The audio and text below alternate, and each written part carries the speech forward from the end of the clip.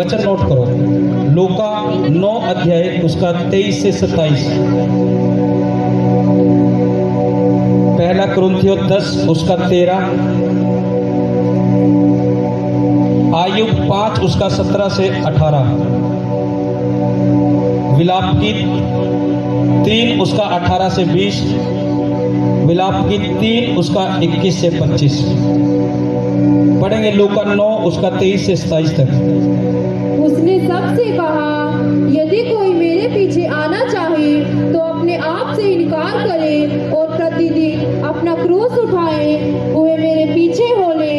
क्योंकि जो कोई अपना प्राण बचाना चाहेगा वह उसे खोएगा, परंतु जो कोई मेरे लिए अपना प्राण खोएगा वही उसे बचाएगा। रुक जाओ एक बार यहाँ। यीशु ने क्या कहा कि जो कोई मेरे पीछे आना चाहे वो अपना क्या उठा ले, क्या उठा ले? क्रूस उठा ले। क्रूस क्या है? क्रूस का मतलब है, नोट कर लेना, दुख, बीमारियां, कलेश। यीशु ने कहा कि जो कोई मेरे पीछे आए वो अपना क्रूस उठा ले। यीशु मसीह ने क्यों कहा ये कि तुम मेरे पीछे आओगे तो अपने दुखों को उठा लो, अपनी बीमारियों को उठा लो, अपने श्रापों को उठा लो? क्यों ऐसा कहा कि अपने क्रूस को उठा?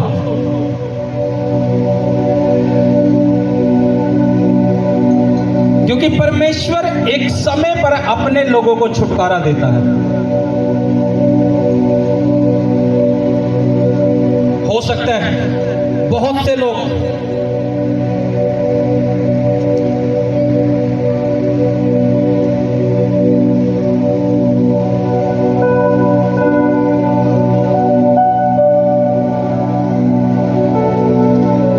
ऊंचे आवाज से बोलो हालेलुया। हो सकता है बहुत से लोग अपने दुखों में, अपनी तकलीफों में, अपनी बीमारियों में होकर चल रहे हो और उन्हें लग रहा हो कि परमेश्वर मेरे जीवन में काम नहीं कर रहा। तो उन लोगों को मैं बता रहा हूं, यीशु ने कहा अपना क्रूस उठा, अपने दुख उठा, अपने क्लेश उठा, अपनी बीमारी उठा। लेकिन हमेशा उठाने के लिए नहीं बोला उसने। एक समय ऐसा आता है जब वो हमारे दुख, हमारे क्लेश, हमारी बीमारी अपने ऊपर ले लेता है। लेकिन हमें करना कैसे? उनको उठाकर चलना है अपने ऊपर, उनको उठाकर चलना हमें अपने ऊपर। यीशु ने तभी बोला कि जो कोई मेरे पीछे आना चाहिए वो अपना क्रूस उठाए। वो बोलता है जो कोई मेरे लिए अपने प्राण को बचाएगा वो उसे क्या करेगा? खो देगा। और जो कोई मेरे लिए अपने प्राण को देगा उसे वो क्या करेगा? जिसे कोई मतलब नहीं है, मेरा दुख नहीं गया, मेरी बीमारी नहीं गई, मेरी दुष्ट आत्मा नहीं गई, उसे कोई मतलब नहीं है, वो फिर भी खुदा के घर में ऐसे ही चल रहा है, तो वो बचाया जाएगा।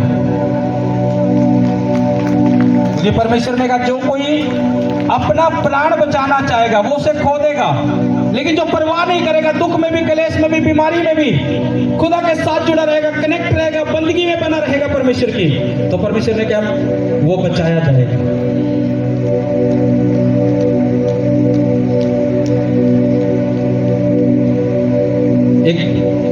एक व्यक्ति, एक बहन जिसका बेटा बीमार था, उसने अपने बेटे के लिए प्रभु को छोड़ दिया था। बहुत प्रार्थना वो अपने बेटे की बीमारी के लिए करवा रही, लेकिन उसकी बीमारी दूर नहीं हो रही, उसके बेटे के हालात बिगड़ते जा रहे हैं। और बहुत पुरानी विश्वासी थी वो बहन, उसके बेटे की बीमारी ठीक नहीं। परमेश्वर के दासों ने बहुत प्रार्थना की। अपने पड़ोसी को बोलो कि जब तू क्रूस उठाता है, फिर से बोलो, जब तू क्रूस उठाता है तो शैतान भी उस समय काम करता है। हो सकता है आप अपने दुखों में चल रहे हो परमेश्वर में, तुम्हारा मन नहीं करता बंदगी में आने का, फिर भी तुम आ रहे हो। तुम्हारा मन नहीं करता प्रार्थना करने का, फिर भी तुम कर रहे हो। यदि तुम अपने क्रूस को उठाकर चल रहे हो, दुख तो है, पीड़ा तो है, चल रहे हो फिर भी, लेकिन याद रखना शैतान भी उस समय बहुत ज्यादा काम करता है। वो दिखाता तुझे कुछ नहीं हुआ, निकल इस जगह से, तुझे कुछ नहीं मिल रहा, छोड़ इस जगह को। वो दिखाता ऐसी बातें। जिस समय तुम्हें लग रहा है कि तुम अपने आप को पीड़ा देकर भी, अपने दुख को लेकर भी परमेश्वर में चल रहे हो, तो परमेश्वर तुम्हें उस समय देख रहा है, तुम्हारे दुखों को देख रहा है कि तुमने क्रूस को उठा रखा है, और वो अपने वचन को पूरा करेगा। उसने क्या कहा? जो कोई मेरे लिए अपने प्राण को खो देगा वो उसे बचा लेगा। अगर हम सोचे, उस बहन के जब बेटे की बीमारी ठीक नहीं, वो इतनी प्रार्थना करवा रही पास्टर से, ठीक नहीं हो रही, बीमारी बढ़ती जा रही, किसी ने बोला फलानी जगह जाओ, वहां तेरे रोग ठीक हो जाएगा, तेरा बेटा ठीक हो जाएगा। दूसरी जगह गया, ठीक तो हो गया, अन्य जगह पर ठीक तो हो गया, लोगों ने कहा देखा वो जगह तेरे लिए सही नहीं थी, मैंने बोला ना तुझे यहाँ तो इसलिए ठीक हो गया। ठीक तो हो गया अन्य जगह पर जाकर, दूसरी जगह पर जाकर, लेकिन हुआ क्या? 1 महीना रहा, और उस 1 महीने के बाद उस लड़के का एक्सीडेंट हुआ, ऑन द स्पॉट डेथ हो गई थी, उसकी मर गया था। कहां लालच दिया शैतान ने? दूर से दिखाता है फलानी जगह तेरे लिए ठीक है, तू इस अन्य जगह पर आ, तेरा यहाँ कुछ नहीं हो रहा, तू सालों से चल रहा, क्या मिला तुझे? लेकिन तुम्हें नहीं पता, हो सकता है शैतान दूसरी जगह पर जाकर तुम्हें कुछ समय के लिए आशीष दे दे, लेकिन तुम्हें नहीं पता। उस बहन को पता नहीं था मैं दूसरी जगह जाऊंगी तो क्या होगा। उसे दिख तो गया कि मैंने छुटकारा पा लिया अन्य जगह पर जाकर, लेकिन 1 महीने के बाद उसे यह नहीं पता था उसका बेटा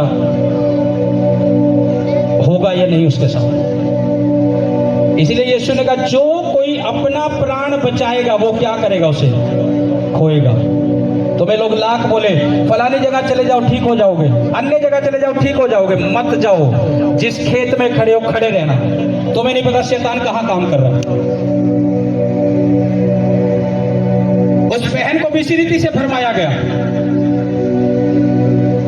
उसे नहीं पता था कि जब वो खुदा की उस घर में थी जहां परमेश्वर ने उसे खड़ा कर रखा है, उसे नहीं पता था उसका बेटा बचा हुआ तो था, चाहे बीमारी था उसके पास तो था, लेकिन जैसे ही जगह चेंज हुई 1 महीने में लगा तो हाँ बल्ले बल्ले सब ठीक हो गया, लेकिन उसे नहीं पता था 1 महीने के बाद इसका बेटा चला जाएगा। 1 महीने के बाद एक्सीडेंट हुआ उसी बेटे का, खत्म। शैतान इस रीति से काम करता है।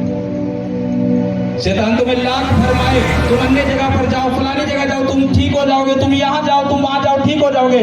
उसको बोलो मेरे प्रभु ने कहा है जिस खेत में खड़े उसी में खड़े रहना। मैंने ये वचन पढ़, अगर शैतान तुम्हें आकर बोले अन्य जगह पर जाओ यहाँ से ठीक हो जाएगा, शैतान के मुंह पर ये वचन देकर मारो मेरे खुदा ने कहा जिस खेत में खड़े हो वहीं खड़े रहना। कोई तुम्हें कहे मसीह यहाँ है यहाँ आओ, मसीह वहां है वहां कह रहे ना जाना, शैतान को वहीं ये वचन देकर मारना, और तुम देखना कैसे आशीषित होंगे। अगर तुम सोचोगे कि अब जैसा भी प्रभु ने मुझे खड़ा कर दिया यहाँ मैं यही रहूंगा, जैसा परमेश्वर रखे मैं नहीं हिलने वाला, चाहे कुछ ही होता रहे, लोग कुछ ही कहते रहे, रिश्तेदार कुछ ही कहते रहे, मेरे जानकार कुछ ही कहते रहे, मैंने हिलना नहीं है यहाँ से। जब तुम ऐसे सोच लोगे तो प्रभु कहेगा ये मेरा बेटा ये मेरी बेटी अपने प्राणों की भी परवाह नहीं कर रहा, अपने परिवार की परवाह नहीं कर रहा, अपने बिजनेस की परवाह नहीं कर रहा, कह रहा है इसीलिए उसको दोबारा पाएगा बहुतायत के साथ। खड़े रहो अगर तुम में कोई दुखी भी हो, हिलो मत उस खेत से, तुम्हें नहीं पता बरकत तुम्हारी नजदीक है। मैं जब कल प्रार्थना कर रहा था नाइट में, मैंने आपको वो वर्ड दिया है प्रार्थना में जो परमेश्वर ने मुझे बोला, मुझे प्रभु एक नाव दिखा रहा है, नाव टूटी हुई है और वो ऐसे लड़खड़ा रही है बीच पानी में जैसे डूब रही है। मैं उस दर्शन को देख रहा हूं अच्छे से और मैं परमेश्वर के आत्मा से कह रहा प्रभु मुझे क्या दिखा रहे हैं? ये नाव टूटी हुई है और ये डूबती जा रही है ऐसे। तो प्रभु ने बोला था कि मेरे लोगों को जाकर बोलना कि कुछ लोगों की नाव टूटी हुई है पाप के कारण। अगर कुछ भी पाप तुम्हारे अंदर है तो तुमने अपनी नाव को तोड़ रखा है, प्रभु पार उतारना चाहता लेकिन वो टूटी हुई है। एलिया ने जब स्वर्ग से आग उतारनी थी वहां एक वेदी को बनाया, एक वेदी को संवारा था एलिया ने, क्योंकि वेदी भी टूटी हुई थी वो जिस पर परमेश्वर की भेंट चढ़ानी थी उसे। उसने पहले उस वेदी को बनाया, संवारा, उसे नया किया, फिर अपनी भेंट को रखा, फिर स्वर्ग से आग उतरी थी। तो परमेश्वर भी इसी रीति से वो बोल रहा था। जब मैं देख रहा कि ये नाव कैसे, प्रभु ने बोला कि मेरे लोगों को बोलना कि कुछ लोग पाप के कारण टूटे हुए हैं, इसी कारण वो बरकत नहीं ले पा रहे जो मैं उन्हें देना चाहता हूं। मैंने इसलिए आपको उस पश्चाताप की प्रार्थना करवाई कि आप पश्चाताप करो, क्योंकि खुदा आज कुछ करना चाहता है, तुम्हें कुछ तुम्हें देना चाहता है, क्योंकि खुदा ने तुम्हें बोला है। आज जब आप लोगों ने पश्चाताप कर लिया, अपने नाव को सवार लिया, तो मैं आपको बोल रहा हूं, इसको बना के रखना, दोबारा टूटने ना देना उस पाप में पड़कर। तुम पार उतरने वाले हो बहुत जल्द यीशु के नाम से। तुम्हारे परिवार पार उतरने वाले हैं बहुत जल्द। इसको बना के रखना अपने अंदर। दुखी हो, कैसे भी हो, कभी पाप में ना जाना। परमेश्वर दुख भी उतना देता जितना हम सह सके। एक वचन पढ़ेंगे, कुरिन्थियों का पहला कुरिन्थियों 10 उसका 13। तुम किसी ऐसी परीक्षा में नहीं पड़े जो मनुष्य के सहने से बाहर है। परमेश्वर सच्चा है और वह तुम्हें सामर्थ्य से बाहर परीक्षा में ना पड़ने देगा। कौन कह रहा है कि तुम्हें सामर्थ्य से बाहर, मैं दुख में पढ़ने नहीं दूंगा, परीक्षाओं में पढ़ने नहीं दूंगा? कौन कह रहा है ये? कौन कह रहा है? परमेश्वर कह रहा है कि नहीं? क्या कह रहा है? कह रहा है कि तुम किसी ऐसी परीक्षा में नहीं पड़े जो तुम्हारी सहने से बाहर है। परमेश्वर सच्चा है। एक बात भी इसमें बोल रहा है कि परमेश्वर सच्चा है, वो तुम्हें सामर्थ्य से बाहर, तुम्हारे सहने से बाहर परीक्षा में पढ़ने ना देगा। वो तुम्हें इतना दुख नहीं देगा कि तुम बोले हाय बस गया। ऐसा नहीं, वो दुख देगा, वो इतना ही दे के रखेगा जितना दुख हम सहन कर सकेंगे। इसलिए तो यीशु ने कहा था कि अपना क्रूस उठा, जो तू मेरे पीछे आना चाहता है। तो वो दुख भी उतना देगा जितना हम सहन कर सके, जितना हम संभाल सके अपने ऊपर उस दुख को। परमेश्वर का वचन झूठा नहीं है। उसने कहा तुम किसी ऐसी परीक्षा में नहीं पड़े जो तुम्हारे सहने से बाहर है। परमेश्वर सच्चा है, वो तुम्हें सामर्थ्य से बाहर, सहने से बाहर परीक्षा में पढ़ने ना देगा। लोग शैतान दिखाता तेरा दुख तो ज्यादा है। अगर तुम्हारे विचारों में शैतान आए कि तेरा दुख तो ज्यादा है, तेरा दुख बढ़ रहा है, इस वचन को चेप देना शैतान के मुंह पर। परमेश्वर ने कहा है कि ऐसे परीक्षा में नहीं पड़े तुम कि जो तुम्हारे सहने से बाहर हो जाए। वो बहन कब उस परीक्षा में पड़ी? जब सहने से बाहर हो गया दुख उसका, जब वो अन्य जगह पर चली गई, उस जगह को छोड़कर जो परमेश्वर ने उसे दी। उसका बेटा ही उसके पास से चला गया, फिर वो दुख सहने से बाहर हो गया। पहले दुख था, बेटा तो सामने था, लेकिन सहने से बाहर तब हो गया जब उस जगह को छोड़ा, अन्य जगह पर चले गए।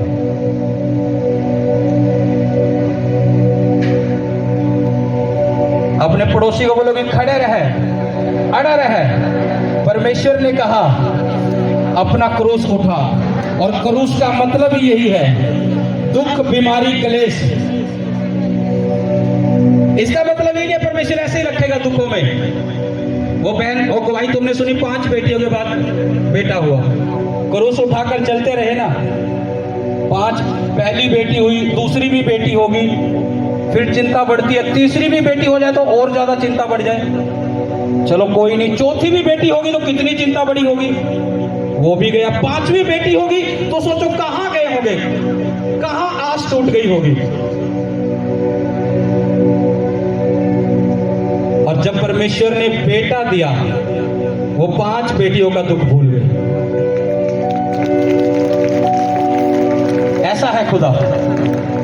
तुम्हें दुख लग रहा है कि मैं क्रूस उठा रहा हूं, मैं चल रहा हूं, कुछ दुख है मेरी लाइफ में। जब बरकत आ जाएगी पुराना दुख भूल जाओगे कि कहां गया कहां नहीं। 5 बेटियों के बाद बेटा हुआ। एक परिवार और था, एक और को, एक बहन को बेटा दिया था परमेश्वर ने। उससे भी ये बोला था कि कभी तुझे बेटा हो नहीं सकता। हाँ, वो बहन है, माइक करने इस बहन की तरफ आज आए हुए हैं। ये दौड़ कर इतना टाइम मत लगा। क्या बोला था आपको लोगों ने? सब यही बोलते थे मास्टर जी, 6 लड़कियों होगी थी। कितनी लड़कियां थी आपके पास? 6 लड़कियों होगी थी। 6 लड़कियां। और क्या बोलते थे सब? सब यही बोलते थे कौन सा लड़का कौन सा। और कुछ तांत्रिक भी क्या बोल रहे थे? सब यही बोलते थे लड़का नहीं होगा भाई, आपकी दहलीज पर लड़का नहीं होगा। तेरे घर में लड़का नहीं है। और जब आप हमारे यहाँ जुड़े तो क्या बोला था प्रभु ने आपको? भविष्यवाणियां हुई थी, परमेश्वर आपको बेटा देने जा रहा है। और फिर कितने टाइम बाद प्रेग्नेंट हुए थे आप? अच्छा, 2-2 महीने बाद होगी। और फिर क्या दिया प्रभु ने? बेटा दिया। ये गोद में सुन लो, ये जीवित गवाहियां है, सुन लो। 6 लड़कियां थी, ये देखो। और अन्य जगह पर तांत्रिक लोग कह रहे हैं तेरी दहलीज पर कभी लड़का हो ही नहीं सकता। और परमेश्वर ने बोला, जब इस बहन के लिए भविष्यवाणी मैंने बोला तुझे बेटा देगा परमेश्वर, प्रेग्नेंट हुए, डिलीवरी हुई और परमेश्वर ने बेटा दिया। ये जीवित गवाहियां है। अब वो दुख खत्म हो गए सब, 5 लड़कियों के, 6 लड़कियों के, एक बेटा आ गया, परमेश्वर ने आशीष ऐसी दे दी, वो सब खत्म हो गया दुख। ऐसे खुदा काम करता है। इसलिए खुदा के पास खड़े रहो, अड़े रहो, तंगी है, घटी है, कुछ भी है, खड़े रहो। परमेश्वर ने कहा वो सच्चा है, तुम्हारे सहने से बाहर वो तुम्हें दुख नहीं देगा। वो उतना ही दे के रखेगा जितना तुम सहन कर सको, लेकिन शैतान तुम्हें डराएगा, फरमाएगा कि तेरा दुख तो बढ़ता जा रहा है, तू क्या कर रहा है, तू कहां जा रहा है, तू कहां जा रही है, तेरा दुख तो खत्म ही नहीं हो रहा अब तक, छोड़ इस जगह को, फलानी जगह जा, ढिमकानी जगह जा, शैतान दिखाएगा। लेकिन प्रभु कहता है जिस खेत में खड़े उसमें खड़े रहना, वफादारी के साथ, आज्ञाकारिता के साथ। हो सके तुम्हारा खास क्लोज रहने वाला व्यक्ति तुम्हें, शैतान उसके अंदर काम करके तुम्हें भरमा दे और तुम्हें भटका दे जिस खेत में तुम खड़े उससे। क्योंकि यीशु मसीह को पतरस ने बोला था कि प्रभु कभी तुझ पर ऐसी बातें ना घटे। जब प्रभु ने कहा था मैं क्रूस उठाऊंगा, पतरस बोला प्रभु कभी तेरे साथ ऐसा ना हो। तो पतरस को प्रभु यीशु मसीह ने डांट के बोला था शैतान मेरे पास से चला जा, जबकि पतरस यीशु मसीह के साथ रहने वाला था। हो सकता है तुम्हारे खास रहने वाला व्यक्ति तुम्हें फरमाने की कोशिश करे, तुम्हें प्रभु से दूर करने की, इस खेत से दूर करने की कोशिश करे, लेकिन मैं आपको बता रहा हूं, पहचान जाना कि कौन सा आत्मा काम कर रहा है। परमेश्वर नहीं चाहता।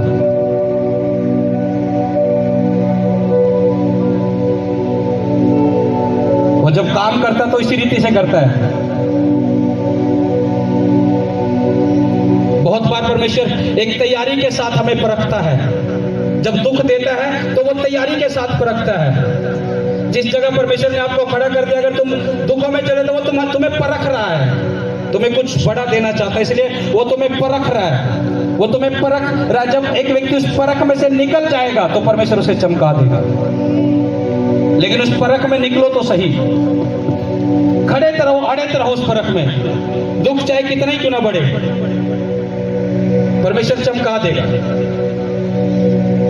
इसलिए उसने, यीशु ने कहा कि अपना क्रूस उठा। हालेलुया। एक वचन और पढ़ेंगे विलाप गीत का 3 अध्याय उसका 18 से 20। इसलिए मैंने कहा मेरा बल नष्ट हुआ और मेरी आशा जो यहोवा पर थी वह टूट गई है। एक व्यक्ति कह रहा है यहाँ भजनकार जिसने वचन लिखा विलाप गीत का, इसका लेखक बाइबल में मेंशन नहीं किया गया कि कौन है कौन नहीं, लेकिन जिसने ये वचन लिखा परमेश्वर की आत्मा की अगुवाई में, शुरू से पढ़ो वो क्या कह रहा है देखो। इसलिए मैंने कहा मेरा बल नष्ट हुआ, मेरा बल नष्ट हुआ और मेरी आशा जो यहोवा पर थी वह टूट गई है। अगर मान लो एक व्यक्ति आशा लगाए बैठोगे प्रभु मेरे जीवन में ऐसा काम करेगा, वो व्यक्ति कह रहा है कि मेरा बल घट गया, मेरी आशा टूट गई, क्योंकि वो बड़े दुखों में, जो ये वचन बता रहा है कि वो बड़े दुखों से चल रहा था। जो लिख रहा है मेरी आशा टूट गई, मेरा बल घट गया। लेकिन उसने आगे क्या कहा, आगे भी उसने कुछ कहा। विलाप की 3 उसका 21 से 25 भी पढ़ो। परंतु मैं यह याद करता हूँ, इसीलिए मुझे आशा है। फिर वो अपने आप को इन वचनों से संभाल रहा है। हाँ, हम मिट नहीं गए, हमारा नाम नहीं मिटा, चाहे हम दुखों में चल रहे हो, हमारा नाम नहीं मिटा है। चाहे हम दुखों में चल रहे हो, हम मिट नहीं गए। चाहे मेरा परिवार कैसे चल रहा हो, हम मिट नहीं गए हैं। हाँ, यह यहोवा की महाकरुणा का फल तेरा यह यहोवा की महाकरुणा का फल है कि मैं दुख में तो चल रहा हूं लेकिन मिटा नहीं हूं। सोचो, कह रहा मैं क्लेशों में तो चल रहा हूं लेकिन मैं मिटा नहीं हूं। कह रहा मैंने क्रूस तो उठा रखा है लेकिन मैं खत्म नहीं हुआ हूं, कि कोई यह है यहोवा की महाकरुणा है। दुख में चलता है एक विश्वासी लेकिन मिटने नहीं देता परमेश्वर। वो बेटा दुख में था उस बहन का लेकिन मिटा नहीं था। जैसे ही परमेश्वर से दूर हुआ मिट गया। और यहां पर भी ये वचन जो परमेश्वर का कह रहा है, यही कह रहा है कि मैं दुख में हूं लेकिन मिटा नहीं हूँ। ये यहोवा की महाकरुणा है। आगे पढ़ो। क्योंकि उसकी दया अमर है, क्योंकि उसकी दया अमर है, प्रति भोर वह नई होती रहती है। प्रति भोर में नहीं होती रहती है। तेरी सच्चाई महान है, तेरी सच्चाई महान है। मेरे मन ने कहा, मेरे मन ने कहा, यहोवा मेरा भाग है। यहोवा मेरा क्या है? हाँ, इसी कारण मैं उसमें आशा रखूंगा। किसमें आशा रखूंगा? अपने पड़ोसी को बोल कि परमेश्वर पर आशा लगाए रहे, वही तुझे निकाल सकता है। ऐसे बोलो कि परमेश्वर पर आशा लगाए रहे, वही तुझे निकाल सकता है। ये बोलते हैं ना, इसको तसल्ली दो अपने साथ वाले को, परमेश्वर पर आशा लगाए रहे, वही तुझे निकालेगा।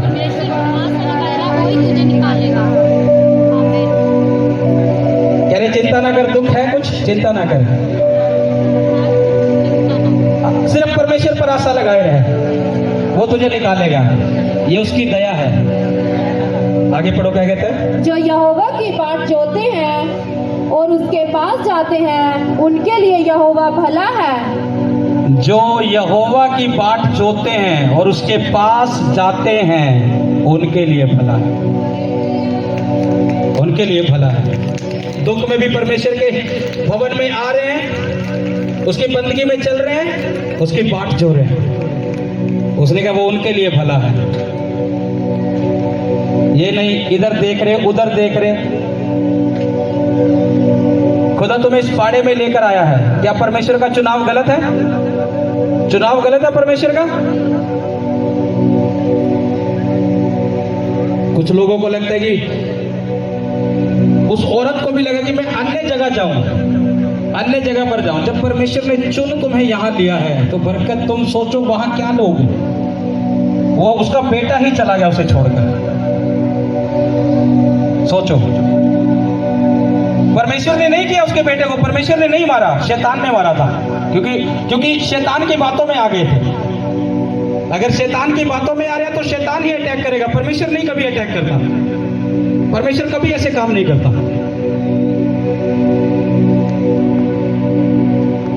बेटा ठीक तो हो गया, लगा ठीक है, अब इतने साल से प्रभु में से कुछ नहीं मिला, ठीक हो गया साथ के साथ, लेकिन 1 महीने बाद पता नहीं था क्या शैतान ने प्लानिंग कर रखी है।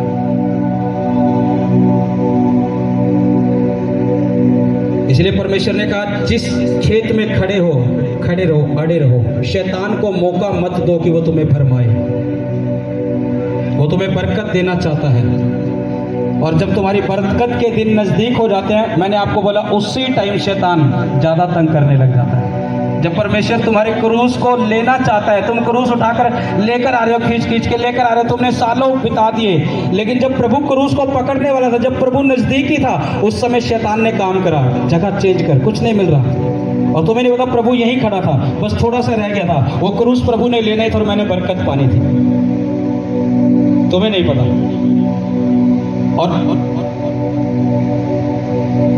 एक बार एक परमेश्वर का दास था, वो बता रहा है, कह रहा मैं एक रात को सोया हुआ था, और जैसे ही मैं सोया, परमेश्वर का आत्मा मुझे उठाकर ले गया, मेरी आत्मा को, और वो मुझे स्वर्ग में लेकर गया। वो परमेश्वर का दास अपनी गवाही में बता रहा था, कह रहा वो मेरी आत्मा को स्वर्ग में लेकर गया, परमेश्वर ने मुझे स्वर्ग को दिखाया। कह रहा मैंने उसमें एक बड़े कमरे को, एक हाल को भी देखा। कह रहे उसमें बहुत सारे गिफ्ट रखे हुए थे। कह रहे मैंने प्रभु से पूछा कि प्रभु ये गिफ्ट किसके लिए है? उसने बोला कि ये गिफ्ट में, ये आशीषें उन लोगों की है जिनको मैं देना चाहता था, उनका समय नजदीक था, लेकिन वो पीछे मुड़ गए, फिर मैं वो आशीष वापस आ गई मेरे पास। सोचो, वो क्रूस उठाकर आ रहे, यीशु मसीह ने यहां से बस पकड़ना ही था, बस अब तुम्हें विश्राम में लेकर जाना था, यहीं पर शैतान काम कर गया कि सोचो।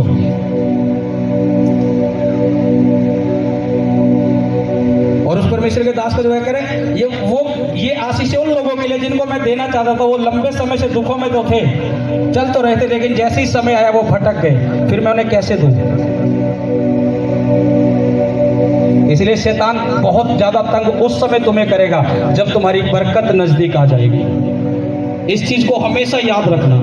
जब तुम्हारी आशीष नजदीक होगी, तुम्हें लगे ना कि अब तो मैं टूट रहा हूं, अब तो बस मैं मरा जा रहा हूं, वचन में लिखा ना, जो दाना, जो बीज भूमि में पड़ता है, जब तक मर ना जाए तब तक फल नहीं लेकर आता। जब तुम्हें लगने लगे ना अब तो मैं बस मरने पर हूं, ऐसा हो रहा है, तो तुम सोच लो कि मरने पर नहीं हो। वो बीज, वो दाना जो भूमि में गिरा है, जो तुम्हारी मेहनत का, समय का, प्रार्थनाओं का, अब वो मरा है भूमि में, वो फल लेकर आ रहा है।